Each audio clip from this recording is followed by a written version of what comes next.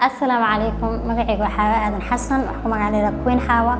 وحن ku xiranahay hospitaalka kalkaal muddo 4 sano xilli aniga familygeyga dhan ku wada xiran xilligii ugu horeysay aan dhigi karo xitaa isbitaalka ku soo xirmay 4 sano ka hor oo 2018 dhamaadkiisii ilaa waqtigan taqriiban hadii la xisaabaday 4 sano iskeenaysa